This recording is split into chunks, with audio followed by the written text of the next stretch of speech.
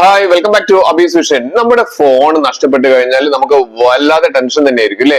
പെട്ടെന്ന് നമ്മുടെ ഒരു ഫോൺ കള്ളൻ ആരെങ്കിലും എടുത്തുകൊണ്ട് പോയി കഴിഞ്ഞാൽ നമുക്ക് ഏറ്റവും കൂടുതൽ ടെൻഷൻ ഫോൺ പോയത് മാത്രമായിരിക്കില്ല, നമ്മുടെ ഫോണില് നമ്മുടെ ഫോട്ടോസ്, ഡാറ്റകൾ, അതുപോലെ തന്നെ നമ്മുടെ ബാങ്ക് അക്കൗണ്ടിന്റെ ഡീറ്റെയിൽസ്, പാസ്വേഡുകൾ, കാര്യങ്ങളൊക്കെ നമ്മൾ സേവ് ചെയ്ത് വെച്ചിട്ടുണ്ടാവും. ഇതൊക്കെ വെച്ചിട്ട് അവർ മിസ്യൂസ് ചെയ്യാനുള്ള സാധ്യത കൂടുതലാണ്. അപ്പൊ നമ്മൾ എന്താണ് ചെയ്തു വെക്കേണ്ടത്? അങ്ങനത്തെ ഒരു അവസരം വന്നു കഴിഞ്ഞാൽ, അവസ്ഥയിലേക്ക് നമ്മൾ എത്തിപ്പോയി കഴിഞ്ഞാൽ കുടുങ്ങാതിരിക്കാൻ നമ്മൾ എന്ത് ചെയ്യണം എന്നുള്ള ഞാൻ ഈ വീഡിയോയിൽ പറയുന്നത്. ചെറിയൊരു ഓപ്ഷൻ ഉണ്ട്, അതൊന്ന് നിങ്ങൾ സെറ്റ് ചെയ്ത് വെച്ച് കഴിഞ്ഞാൽ നിങ്ങൾക്ക് വളരെയധികം യൂസ്ഫുൾ ആയിരിക്കും. അത് പറഞ്ഞിരുന്നതിന് മുൻപ് എന്റെ ചാനൽ സബ്സ്ക്രൈബ് ചെയ്ത് കാണുന്നവരാണെങ്കിൽ സബ്സ്ക്രൈബ് ചെയ്യുന്ന ലൈക്ക് ബട്ടൺ, പിന്നെ എല്ലാ ഫ്രണ്ട്സിലേക്കും ഒരു അടിപൊളി ഇൻഫർമേഷൻ ഇപ്പോൾ തന്നെ ഷെയർ ചെയ്ത് കൊടുക്കാൻ മറന്നു പോകരുത്. നമ്മുടെ മൊബൈല് ആരെങ്കിലും മോഷ്ടിച്ച് ഓടിപ്പോയി കഴിഞ്ഞാൽ നമുക്ക് വളരെ വളരെ ടെൻഷനാണ് അല്ലേ.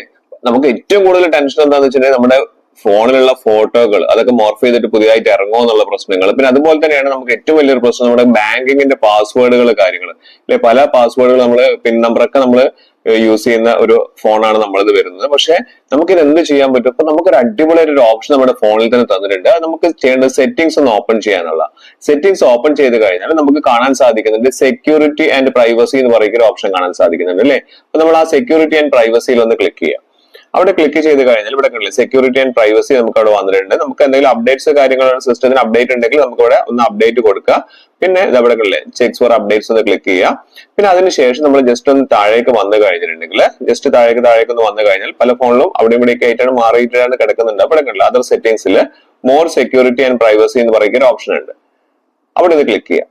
അവിടെ ക്ലിക്ക് ചെയ്ത് കഴിഞ്ഞാൽ നമുക്ക് ഈ ഒരു ഇന്റർഫേസിലേക്ക് മാറി വരുന്നുണ്ട്. അവിടെ ജസ്റ്റ് ഒന്ന് താഴേക്ക് വന്നു കഴിഞ്ഞാൽ നമുക്ക് ഏറ്റവും താഴേക്ക് വരുന്ന സമയത്ത് നമുക്ക് വേണ്ട ഓപ്ഷൻ അവിടെ തെഫ്റ്റ് പ്രൊട്ടക്ഷൻ എന്ന് പറയുന്ന ഒരു ഓപ്ഷൻ ഉണ്ട്.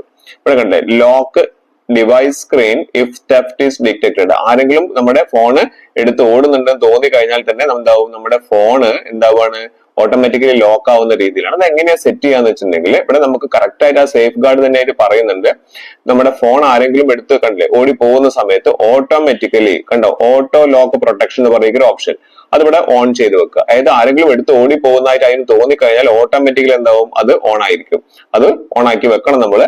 ചില ഫോണിലൊക്കെ അത് ഓഫ് ആയിട്ടായിരിക്കും കിടക്കുന്നുണ്ട്. അപ്പൊ നമ്മൾ എന്ത് ചെയ്യുക, ഈ തെഫ്റ്റ് ഡിറ്റക്ഷൻ ലോക്ക് എന്ന് പറയുന്ന ഒരു ഓപ്ഷൻ, അതായത് ഫോണും കൊണ്ട് അവർ ഓടുന്ന സമയത്ത് അതിന്റെ ആ ഷേക്ക് കൊണ്ട് എന്താവും, അത് ഓഫ് ആവുന്ന രീതിയിലേക്ക് നമുക്ക് വരണം. അപ്പൊ അതുകൊണ്ട് നമ്മൾ അതൊന്ന് ഓൺ ചെയ്ത് വെക്കാം. അടുത്തായിട്ട് ഓഫ്ലൈൻ ഡിവൈസ് ലോക്ക്. അപ്പൊ നമ്മുടെ ഫോൺ ആരെങ്കിലും എടുത്ത് കൊണ്ടുപോയിട്ട് അവർ സ്വിച്ച് ഓഫ് ചെയ്യുക, അങ്ങനെ എന്തെങ്കിലും ഒരു ഓഫ്ലൈൻ രീതിയിൽ വരുന്ന സമയത്ത് വരെ നമുക്ക് എന്ത് ചെയ്യാൻ പറ്റും, നമ്മുടെ ഫോണിലെ ഡാറ്റയെ പ്രൊട്ടക്ട് ചെയ്യാൻ പറ്റുന്ന രീതിയിൽ ചെയ്യാൻ വേണ്ടിയിട്ട് അതും കൂടി ഒന്ന് എനേബിൾ ചെയ്ത് വെക്കുക.